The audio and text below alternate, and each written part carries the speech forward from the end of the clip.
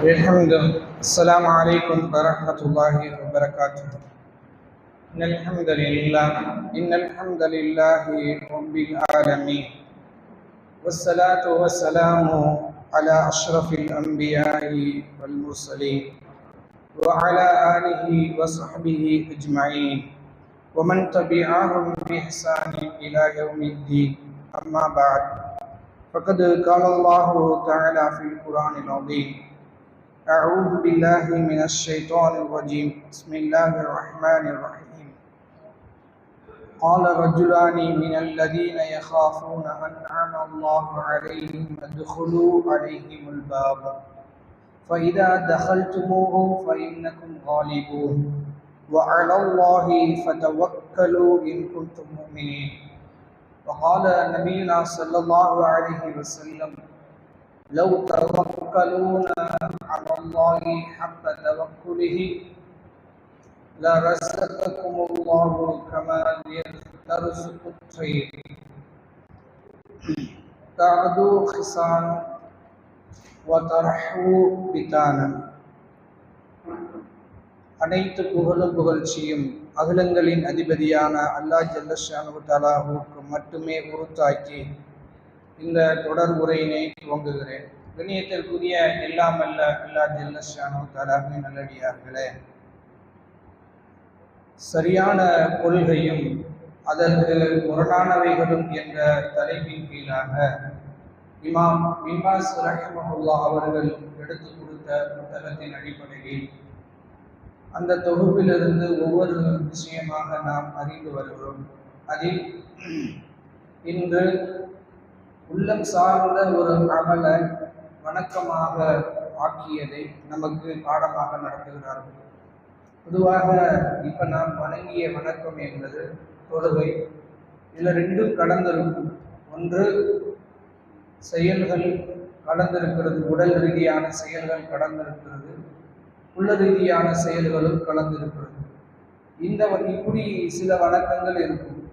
சில வணக்கங்கள் உள்ளம் சார்ந்ததாக மட்டுமே இருக்கும். அந்த மாதிரி ஒரு வணக்கம் தான் அல்லாஹுவின் மீது சார்ந்து இருப்பது, அல்லாஹுவை மட்டுமே நம்பி இருப்பதில்லை, அல்லாஹுவின் மீது சார்பாக இருப்பது, முழுமையாக அவனிடத்திலே நாம் தஞ்சமடைந்து கொள்வது. அந்த வணக்கத்துக்கு பேர் தவக்குல், சார்ந்திருத்தல் என்று அர்த்தம். இந்த விஷயத்தை அல்லாஹ் திருமறை குர்ஆனில் நிறைய இடங்களில் சொல்கிறான். அதில் ஒரு இடம் இமாம் அவர்கள் பொருத்தமான காலத்திற்கு பொருத்தமான வசனத்தை நமக்கு கொடுத்தது போல இருக்கிறது. நபி மூசா அலைஹிஸ்ஸலாம் அவர்கள் கடல் கடந்து வந்ததற்கு பின்னால் அவர்களுக்கு என்று ஒரு தேசமாக அல்லாஹ் ஒரு தேசத்தை தேர்ந்தெடுக்கிறான். மூசா அலைஹிஸ்ஸலாம் அவர்கள் பனு இஸ்ராயீலை கூப்பிட்டு கொண்டு எங்கே போகணுன்னு வந்தாங்கன்னு நான் ஏற்கனவே சொல்லியிருக்கேன். இந்த வருஷம் எல்லாம் போன வருஷம் சொன்னேன். எங்கே போகணுன்னு வந்தாங்க? எங்க? மக்காவுக்கு தான் வந்தாங்க. ஆனால் அல்லாஹ் என்ன பண்ணிட்டான்? மாற்றி விட்டுட்டான் என்று ஒரு இமாம் சொல்கிறார். அல்லாஹ் அவர்கள் நாடியதை அல்லாஹ் மாற்றி பைத்துல் முகத்தஸுக்கு அனுப்பினான். பைத்துல் முகத்தஸில் அமாலிக்கியர்கள் என்று அன்றைக்கு அழைக்கப்பட்ட கண்ணாணிகள் வாழ்ந்து கொண்டிருந்தார்கள். அவர்களை ஜெயித்து நீங்கள் அங்கே போங்க அப்படின்னு தான் கட்டளை. மூசா அலைஹிஸ்ஸலாம் அங்கு போவதற்கு பனு இஸ்ராயீல்களில் சொல்கிறாங்க. பனு இஸ்ராயீல்களில் சொன்ன உடனே என்ன செஞ்சிருக்கணும்? அவங்க சண்டைக்கு தயாராகியிருக்கணும். அவர்கள் தங்கள் பலவீனம், ஏற்கனவே அடிமையாக கிடந்து அடிமைப்பட்டு போனதனுடைய விளைவு அவங்க என்ன சொல்கிறாங்கன்னா, காலம் மூசா இன்னும் ஜப்பாரி, அவர்கள் ஜப்பார்களாக இருக்கிறார்கள், அவர்கள் இருக்கிற வரைக்கும் நாங்கள் சண்டை போட மாட்டோம். அதிலிருந்து அவர்களை வெளியேற்றப்பட்டால் நாங்கள் பலஸ்தீனுக்குள்ள போகிறோம் என்று சொல்லுகிறார்கள். அப்போ சொல்லுகிற போது இந்த முரண்பாடான நபிக்கு முரண்பட்டு நின்று கொண்டிருக்கிற அந்த மக்களை பார்த்து அங்கு உள்ள இரண்டு நபர்கள் கால ரஜுலானி, இரண்டு நபர்கள் சொன்னார்கள். அவங்க என்ன சொல்றாங்கன்னா, கால ரஜுலானி யஹாஃபூன அன்னல்லாஹு அலைஹி, அவர்கள் அல்லாஹ்வை பயந்தவர்களாக இருந்தார்கள். அல்லாஹ் அவர்கள் மீது அருள் புரிந்திருந்தான். அவர்கள் சொன்னாங்க, உதுகுது, நீங்க போங்க, அப்படி போவீர்களானால் நீங்க தான் ஜெயிப்பீங்க, நீங்க உங்க பலவீனத்தை பார்க்காதீங்க, நொந்து நூலாயிருவோம், போத்துருவோம், அல்லது போர் கருவிகள் இல்லை, அல்லது போர் வியூகங்கள் இல்லை, எத்தனையோ காரணங்கள், இன்னைக்கு முஸ்லிம்கள் இருக்கக்கூடிய அத்தனை காரணங்களையும் ஒரே வார்த்தையில சொல்லிவிட்டார்கள். நீங்க எதையுமே பார்க்காது, அல்லாஹ் சொல்லுகிறான் என்று நபி மூசா சொல்லுகிறார், அல்லாஹ் உங்களுக்கு உதவி செய்வோம், போங்க, அலைஹிம் துஹுல் பாப, நீங்க உள்ள நுழைந்தீர்களானால் நீங்க ஜெயிப்பீங்க, வஅலல்லாஹி ஃபதவக்கலு இன் குன்தும் முஃமினீன், நீங்கள் முஃமின்களாக இருந்தால் அல்லாஹ்வின் மீது சார்ந்து நில்லுங்கள். எதுக்கு சார்ந்து இருக்கணும்? இந்த வசனம் தெளிவா புரிஞ்சாதான் நம்ம எங்க மிஸ்டேக் பண்றோம்னு தெரியும். இல்லை என்றால் இந்த வணக்கத்தில் பெரும்பாலான மக்கள் ஷிர்க் தான் வைக்கணும். எல்லாம் நம்மளை எல்லாம் பாதுகாக்கும். ஏன் சொல்றோம்னா, அவர்கள் சொல்லுகிறார்கள், வஅலல்லாஹி ஃபதவக்கலு இன் குன்தும் முஃமினீன், நீங்கள் மூமின்களாக இருந்தால் அல்லாஹ்வின் மீது சார்ந்திருங்கள், அல்லாஹ்வின் தஞ்சமடையுங்கள் என்று சொல்லுகிறார்கள். எதற்கு தஞ்சமடையணும்? இந்த வரலாறு என்ன சொல்லுது நமக்கு? போர்ல வெற்றியோ தோல்வியோ அது அடுத்து, நீங்க செய்ய வேண்டியது ஒண்ணு, ஆனா வெற்றி தோல்வியை தீர்மானிக்கிறது நீங்க இல்லைன்னு நம்புங்க. வெற்றியையும் நீங்க அடையலாம், அல்லது தோல்வியும் அடையலாம். அதை தீர்மானிக்கிற இடத்தில் உங்கள் பலவீனங்களோ, எதிராளிகள் இருக்கக்கூடிய ஆயுதங்களோ, அவர்களுடைய போர் வியூகங்களோ இல்லை. மாறாக எதுதான் அங்க மெயின்? அல்லாஹுதான் தீர்மானிப்பான். நீங்க மூமின்களாக இருந்தால் அல்லாஹ்வின் மீது சார்ந்திருங்கள் என்று சொன்னார்கள். இந்த வசனத்தை தான் கொண்டு வந்து கொடுக்கிறார் இமாம் பின் பாஸ் ரஹ்மத்துல்லாஹ். சொல்லிட்டு இந்த வசனத்தை எப்படி வணக்கமாக மாறுகிறது என்பதற்கு சாலிஹுல் ஃபௌசான் ஹஃபிதஹுல்லாஹ் அவர்கள் 3 அடிப்படைகளை நமக்கு சொல்லிக் கொடுக்கிறார்கள். ஒன்று, அல்லாஹ் தவக்குல் வைக்குமாறு, தன் மீது சார்ந்திருக்குமாறு கட்டளை இடுகிறான். இரண்டாவது, அல்லாஹ் விரும்பாத, அல்லாஹ் பொருந்தி கொள்ளாத எதையும் கட்டளையிட மாட்டான். அந்த அடிப்படையில் இந்த கட்டளையே இது இபாதத்து என்று நமக்கு விளங்குகிறது. ஃபர்ஸ்ட் பாயிண்ட், அல்லாஹ் நல்லா பாருங்க, மார்க்கத்துல ஒன்றை நமக்கு நல்லா கடமையாக்குவதை அவன் விரும்பினாத்தான் சொல்லிக் கொடுப்பான், அவன் பொருந்தி கொள்கிறது தான் ஏவுவான். அப்படி ஏவுகிறான் என்றால் அது இபாதத்தா மாறுது. அப்படி அல்லாஹ் விரும்பாத, அல்லாஹ் பொருந்தி கொள்ளாதத ஏவ மாட்டான் என்று சொல்கிறார்கள். பொறுப்பு. இரண்டாவது, இங்க ஈமானுக்கு நிபந்தனையாக அல்லாஹ் எதை வைக்கிறான்? தவக்குல வைக்கிறான். ஈமான் இருக்கா இல்லையா என்ற சரத்தை எங்க வந்து நிற்குது? நிபந்தனையே. நீங்க அல்லாஹ்வை சார்ந்திருக்கிறீர்களா அல்லது மற்றவைகளை சார்ந்திருக்கிறீர்களா? இதுல பெரும்பாலும் நாம் தவறிழைத்துக் கொண்டிருக்கிறோம்.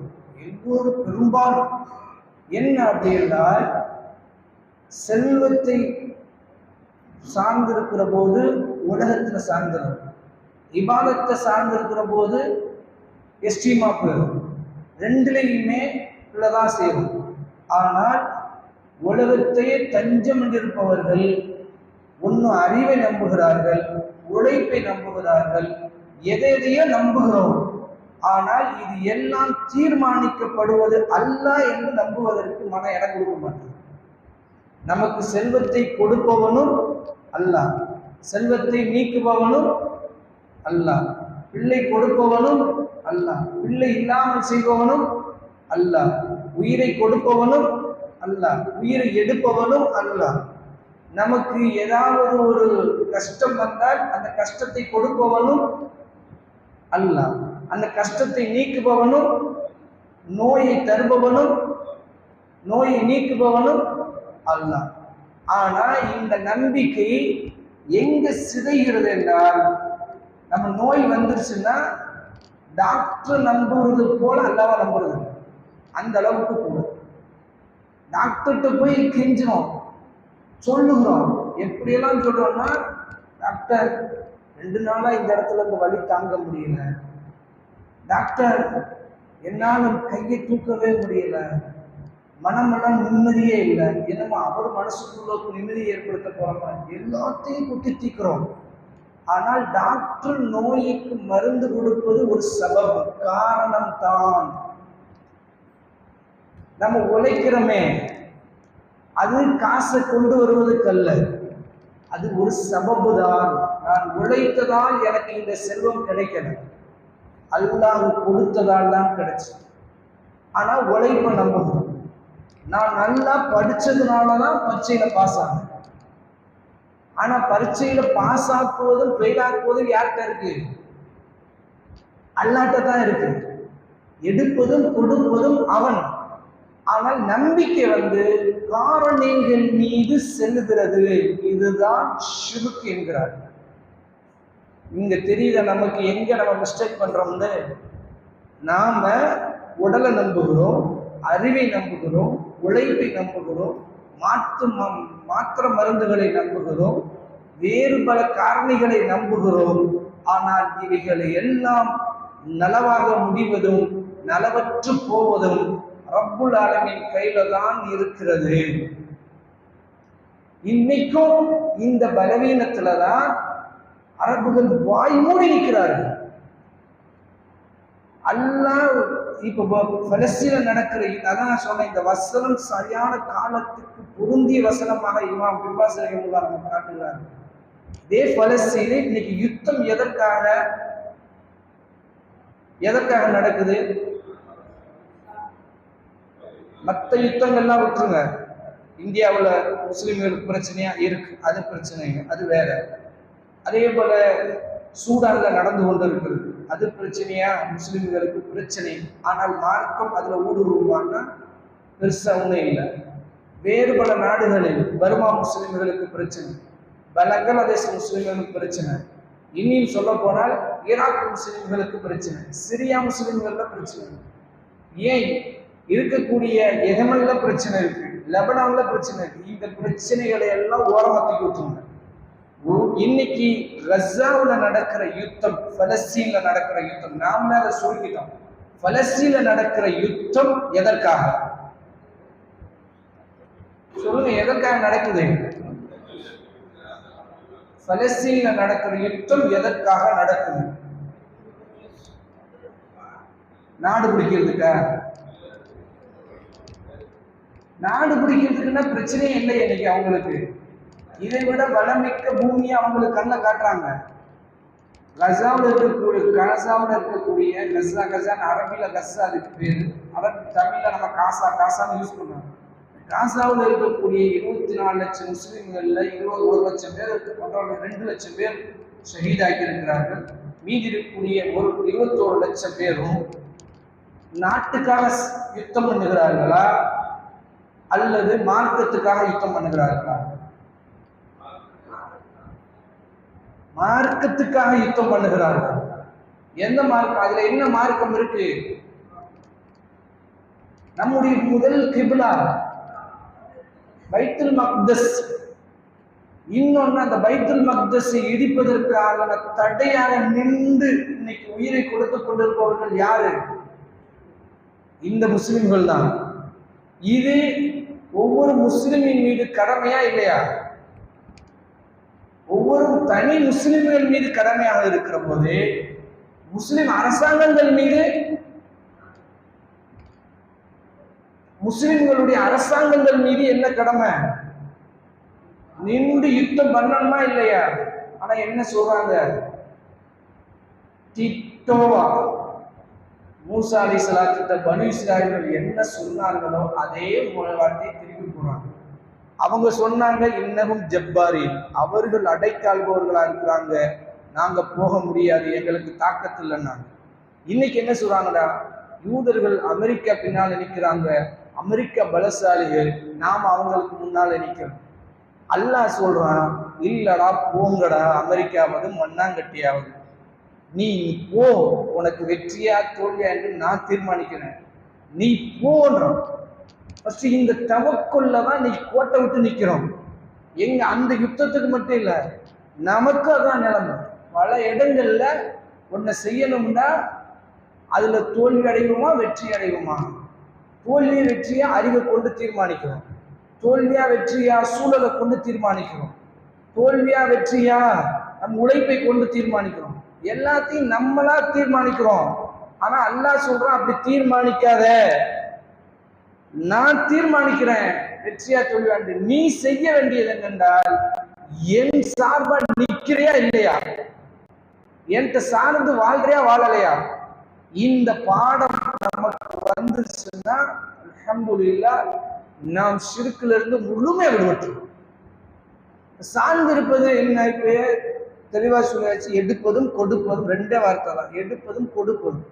இப்ப இதுக்கு இடையில உழைப்புன்னு ஒண்ணு வருதுல்ல, அங்கதான் சிக்கல் வருது. உழைப்பை பொறுத்த வரைக்கும் தெளிவாக சொல்கிறார்கள் இமாம்கள், நீங்க உலகத்துக்காக பாடுபடுகிற நேரத்தில் மறுமையை மறந்தவர்களை போன்று உழைக்க வேண்டும். எப்படி உழைக்கணும்? உலக ஆதியவாதி உழைக்கிறான் பாருங்க, அவனை விட பல மடங்கு நீங்க உழைக்கணும். நீங்க போர் கருவிகளை செஞ்சா அவர்களை விட நீங்க பல மடங்கு உருவாக்கணும், உழைக்கணும். அந்த உழைப்பு எப்படிப்பட்டதாக இருக்கணும்னா, முழுமையான உழைப்பை கொடுக்கணும். அந்த உழைப்பு நீங்க செய்யற போது இந்த உலகத்துக்காக நீங்க படைக்கப்பட்டவர்களை போல பிறர்கள் பார்க்க வேண்டும். சஹாபாக்கள் யுத்தம் பண்ணுகிற போது சொன்னார்கள், அவர்கள் இந்த உலகத்தையே அடைந்து கொள்வதற்கு என்னென்ன வழிவகைகளை செய்யணுமோ அவ்வளவும் செய்தார்கள். அத்தனை முயற்சியை மேற்கொண்டார்கள், அத்தனை வியூகங்கள் வகுத்தார்கள், அத்தனை விதமான கருவிகளையும் அடைவதற்கு முயற்சி செய்தார்கள். உடலையும் எல்லா பலவீனங்களையும் தூக்கி ஓரமா போட்டுட்டு அவர்கள் உழைத்தார்கள். உணவு ஒரு நாள் அல்ல, 2 நாள் அல்ல, அவர்கள் பல மாதங்கள் கூட உணவு இல்லாமல் உழைத்தார்கள். யார் உழைப்பா? ஒரு நாள் நோன்பு வச்சுக்கிட்டு வேலை செய்யறதுக்கு நமக்கு சோம்பேறித்தனமா இருக்கு. கேள்வி கேட்கிறோம், நோன்பு வச்சுட்டு வேலை செய்யணுமா? ஏதோ ஒரு அரசாங்கம் ஒன்று அறிவிச்சிச்சுன்னா அது உடனே கொண்டாட்ட விஷயங்கள்னா நமக்கு கிடைச்சிச்சு. நோன்பு வச்சுக்கொண்டு தான் பத்ர் யுத்தமே நடந்தது. பத்ர் யுத்தம் நடந்து வெற்றி பெற்ற நாள் எது? ரமலான் 17 தான். நோன்பு வச்சுக்கிட்டு தான் யுத்தம் பண்ண போனாங்க களத்துக்கு சஹாபாக்கள். என்ன ரசூல் ஸல்லல்லாஹு அலைஹி வஸல்லம் சொல்லி கொடுத்தாங்க, வெற்றியும் தோல்வியும் தீர்மானிப்பது யாரு? அவன் தீர்மானிப்பான். நம்ம செய்ய வேண்டியது யுத்தத்துக்கு போக வேண்டியதான். எத்தனை அது மட்டுமே 1-2 மணி நேரம் பேச முடியும்.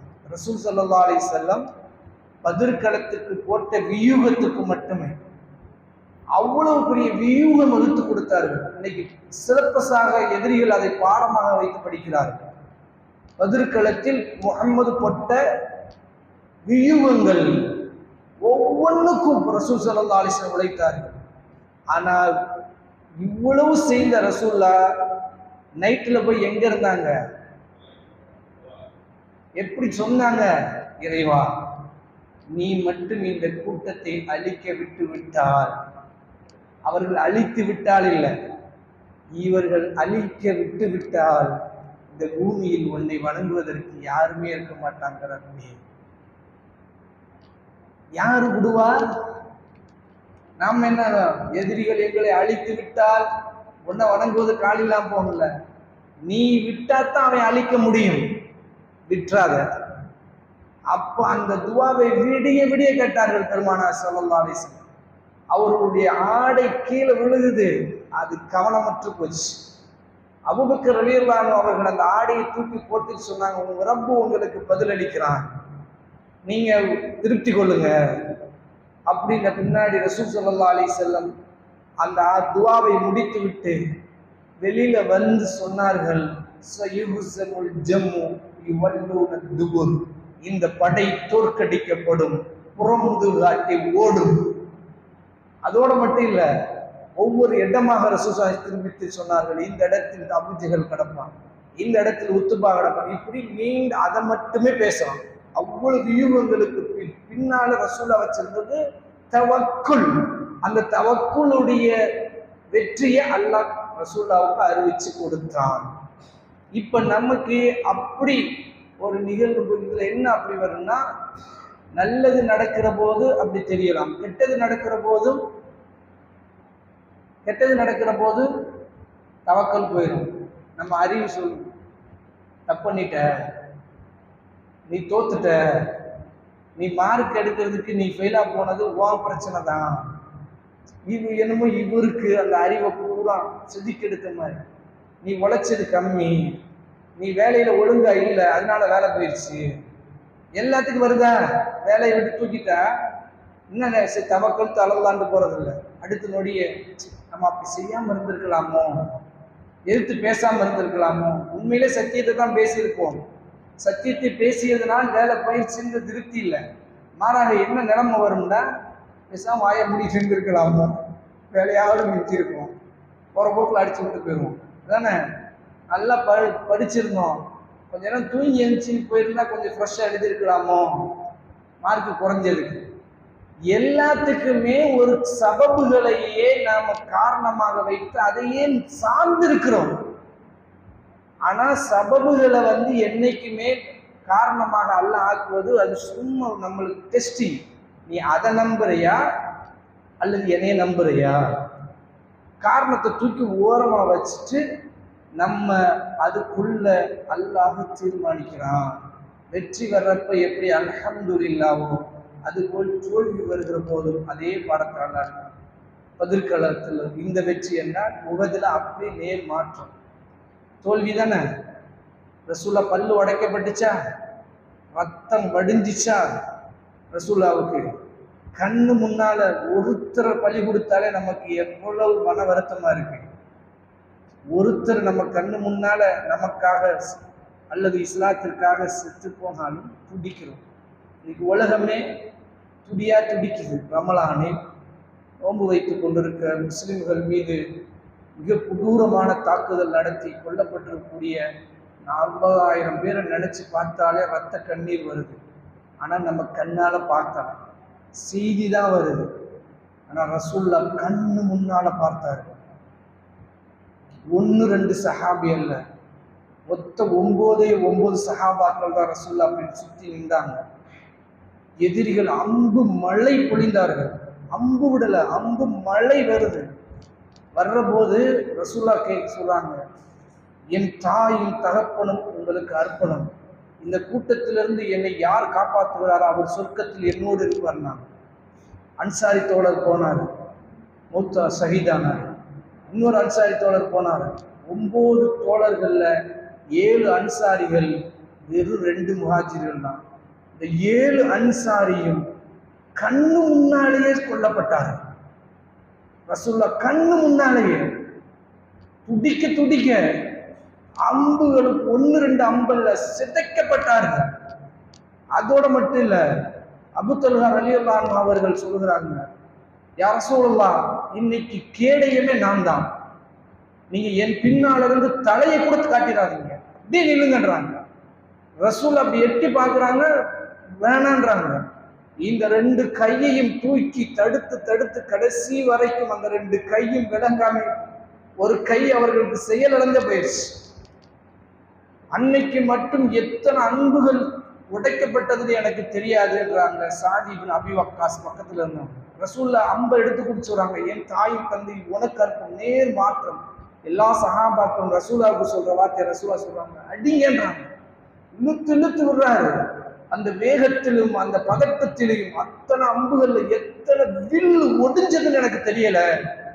ஒடிய எடுத்து விட்டு கொண்டேதான் இருந்தேன். அதையும் மீறி ஒரு வாள் வந்து ரசூலுல்லாஹ்வுடைய கடவாய் பக்கத்துல பாய்கிறது. 2 கவச ஆடை போட்டிருந்தார்கள். அதையும் தாண்டி உள்ள போய் பல்லு உடபட்டு ரத்தம் தார்த்தாரா வடிஞ்சு நிற்கிற போது ரசூல் ஸல்லல்லாஹு அலைஹி வஸல்லம் இவ்வளவு கஷ்டத்துக்கு பின்னால மீண்டும் சுதாரிச்சு முஸ்லிம்கள் எழுச்சி பெற்று ஓரளவு வெற்றி தோல்வி இல்லாமல் அப்படியே உஹது மலைக்கு மேலே ஒதுங்கினாங்க. அப்பொழுது அந்த செயலுக்கு அல்லாஹ் சொல்லுகிறான், இதுக்கு அபூ சுஃபியான் சொன்னார், எங்களுடைய லாத்தும் உஸ்ஸாவும் தான் காரணம், ஹுபுல் தெய்வம் தான் வெற்றி பெற்றதுன்றார். அப்போ ரசூல் ஸல்லல்லாஹு அலைஹி சொன்னாங்க, இல்லை, இது வெற்றியும் கிடையாது தோல்வி இல்லை, நீங்க தோத்துத்தான் போக போறீங்க என்று சொல்லிட்டு அப்போ முஸ்லிம்களுக்கு ஒரு வார்த்தையை சொல்லிக் கொடுக்குறாங்களா, லை யுஸீபனா இல்லா மா கதபல்லாஹு லனா. அல்லாஹ் எங்களுக்கு எதை எழுதினானோ அது தவிர வேறு எதுவும் எங்களுக்கு வராது. ஹுவ மௌலானா, அவன்தான் எங்கள் பாதுகாவலன். வ அலல்லாஹி ஃபல்யதவக்கலில் முஃமினூன் ஃபல்யதவக்கலில் முதவக்கிலூன். சார்ந்திருப்பவர்கள் அல்லாஹ்வின் மீதே சார்ந்திருக்கட்டும் என்கிறார் அல்லாஹ். தோல்வியை கொடுத்தது அல்லாஹ்னு நம்பு. இந்த வேலை எனக்கு போனது காரணம் அல்லாஹ்னு நம்பு. இந்த படிப்பில் தோற்றது அல்லாஹ்னு நம்பு. இந்த மகிழ்ச்சிக்கு காரணம் அல்லாஹ்னு நம்பு. இந்த மகிழ்ச்சிக்கு போனது அல்லாஹ் காரணம் என்று. இந்த நோய் எனக்கு வந்தது அல்லாஹ் காரணம். இந்த நோய் போகாமல் என்னிடத்தில் இருந்து கொண்டிருப்பதற்கு அல்லாஹ் தான் காரணம், வேறு எதுவும் காரணம் இல்லை என்று சொல்லுங்கன்ற அல்லாஹ்.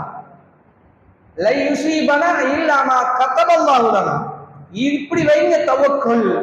அப்படித்தான் வைத்தார்கள். ஆனால் இப்படி வருவது குறைவாகத்தான் இருக்கும். மார்க்கம் நமக்கு உத்வேகப்படுத்து. தவக்கல் வைப்பவர்களுக்கு தோல்வி பெரும்பாலும் குறைவு, பெரும்பாலும் வெற்றியை தான் அல்லாஹ் கொடுப்பான். நீங்க அப்படி நின்று பாருங்க, அல்லாஹ் வெற்றியை தான் கொடுப்பான். நபி மூசா அலைஹிஸ்ஸலாத்துக்கு வெற்றியை கொடுத்தான். கடல் கடந்து வருவதற்கு முன்னால் இந்த தவக்கலை மூசா அலைஹிஸ்ஸலாம் தங்களுக்கு வெளிப்படுத்தினார்கள் அல்லாஹ்விடத்தில்.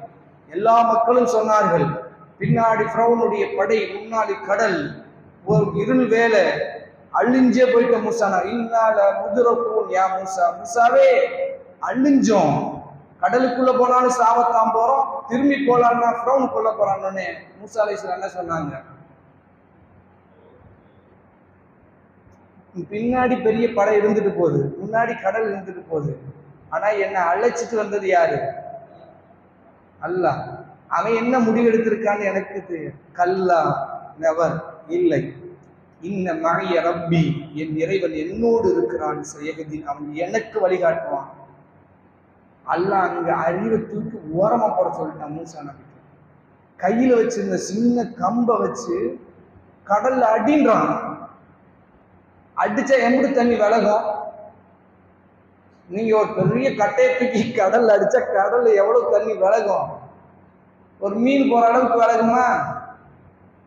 அதிகபட்சமா அவ்வளவுதான். உசுரை கொடுத்து அடிச்சாலும் அவ்வளவுதான் விலகும்.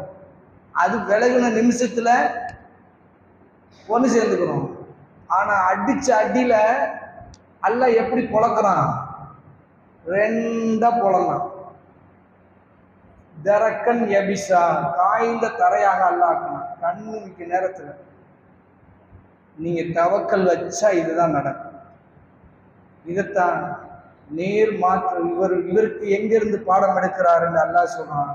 நபி இப்ராஹிம் அலைஹிஸ்ஸலாத்திலிருந்து எடுக்கிறார். இப்ராஹிம் அலைஹிஸ்ஸலாம் தனி ஒரு அத்தியாயம், தனியாக ஒவ்வொரு செயலுக்கு படிக்க வேண்டிய மனிதர் யார் என்றார் இப்ராஹிம் அலைஹிஸ்ஸலாம். அவர்கள் சிலைகளுக்கு எதிராக செஞ்ச புரட்சி உலகத்தில் இதுவரைக்கும் யாரும் செய்ய முடியல. நபி ஸல்லல்லாஹு அலைஹி வஸல்லம் செஞ்சு முடிச்சு அழிச்சிட்டு போயிட்டாங்க.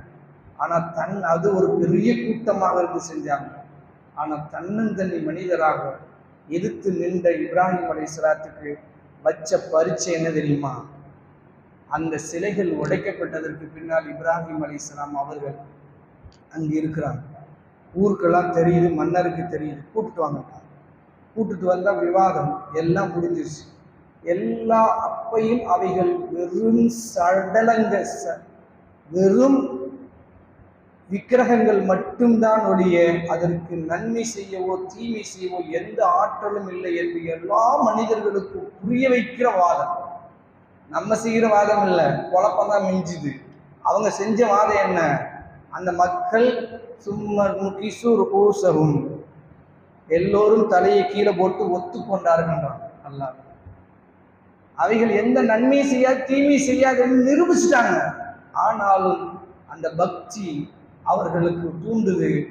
இவ்வளவு செஞ்சு இப்ராஹிம சிலைகளுக்கு பலி கொடுத்துட வேண்டியது, நெருப்புல தூக்கி போட்டு பொசுக்குங்க பாங்க. இப்ப இப்ராஹிம் அலைஹிஸ்ஸலாம் தன்னுடைய நிலைமை என்ன? கலங்குனாங்களா? தயங்குனாங்களா?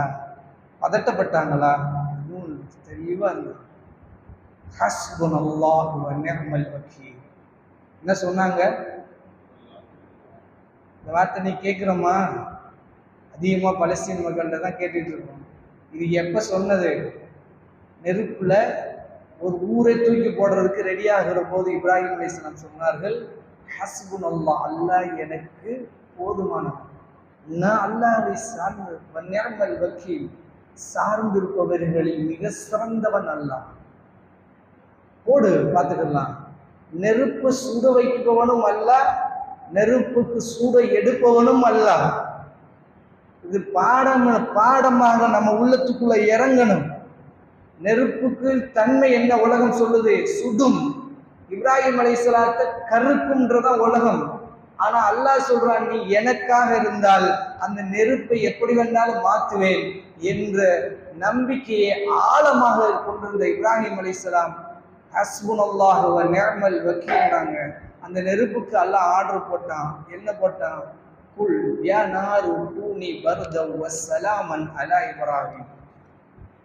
நெருப்பை இப்ராஹிமுக்கு குளிர்ந்ததாகவும் சாந்தமானதாகவும் மாறு. பார்த்துனானா அல்லாஹ் வெற்றியை தான் கொடுப்பான். ஆனா அந்த தவக்கல் எப்படி இருக்கணும்? ரசூல் ஸல்லல்லாஹு அலைஹி வஸல்லம் சொல்றாங்க, லவ் தவக்கலூன அலல்லாஹி ஹக்க தவக்குலிஹி, நீங்கள் அல்லாஹுவை சார்ந்திருப்பது விதமாக சார்ந்திருங்கள். நீங்கள் அல்லாஹுவின் மீது ஹக்க தவக்குலிஹி, அந்த சரியான உரிமையோடு சார்ந்திருப்பீர்களானால் லரஸக்கக்கும், அல்லாஹ் உங்களுக்கு வாழ்வாதாரம் கொடுப்பான். எப்படிப்பட்ட வாழ்வாதாரம்? கமா தர்ஸுகுத் தைர், பறவைகளுக்கு எப்படி உணவளிக்கிறானோ அதுபோல அல்லாஹ் உங்களுக்கு உணவளிப்பான். அந்த பறவைகள் தஅது, காலையில் போது ஹிமாசன், வயிறு ஒட்டிய நிலையில் பறந்து போகிறது. வதரஹு பிதானன், மாலையில் கூடுகளுக்கு திரும்புகிறது, வயிர்கள் புடைக்க திரும்புகிறது. இந்த வயிர்கள் புடைக்க உணவு இருக்கும் என்ற தவக்குல் யாருக்கு இருக்கு? பறவைகளுக்கு இருக்கு. நம்மால் காலையில வேலைக்கு போகும்போதே எதை நம்பி போறான்? முதலாளி பணம் இருக்குமா இருக்காதா? அதுலயும் கொஞ்சம் செல்வந்தரான கண்டிப்பா சம்பளம் கொடுப்பாரு.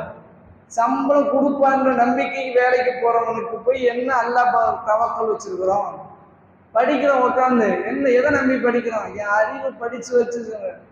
அல்லாஹ் நாடுனால் பாஸ், அல்லாஹ் நாடலாட்டி ஃபெயில். அவன் நாடுனா எல்லாம் நடக்கும் என்ற நம்பிக்கையை சிதைத்து வைத்திருக்கிறோம். இது ஷிர்க் என்கிறார்கள். இந்த ஷிர்க் தட்டி தடை நம்மகிட்ட வந்திருக்கா? அல்லாஹ் பாதுகாத்து வச்சிருக்கோம். விட்டுருந்தான்னு வைங்க, நம்மளாம் எங்கேயோ போயிருப்போம், கடல் மாதிரி அடிச்சு கொண்டு போயிருப்போம். ஆனா அல்லாஹ் சில இபாதத்துகளை கொட்டி ஒட்டி ஒட்டி நம்மளை பாதுகாத்து வைத்திருக்கிறார்.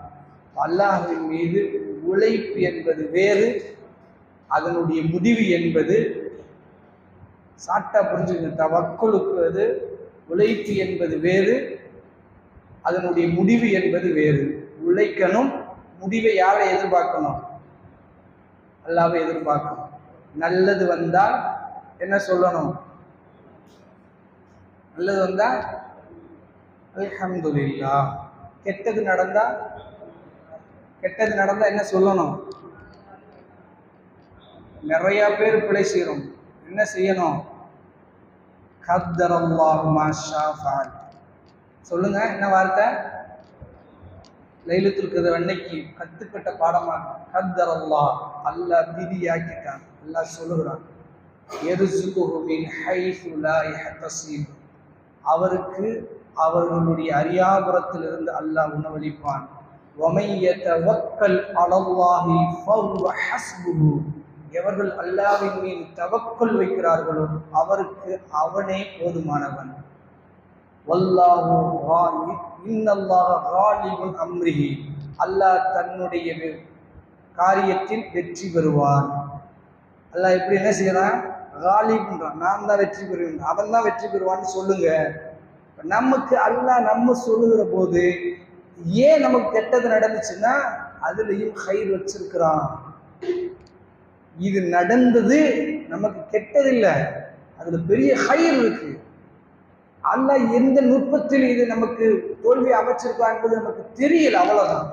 ஆனா கண்டிப்பாக அது நன்மை தான். அதான் அல்லாஹ் சொல்றான், கத்தர் அல்லாஹ் விதியாக்கிட்டான்னு போ, நிக்காத, சோர்ந்துராத, சுனைவிராத, பின்னடிச்சிடாத, அல்லாஹ் மீது அவநம்பிக்கையாக ஒன்ன நீயே நொந்து கொள்ளாத.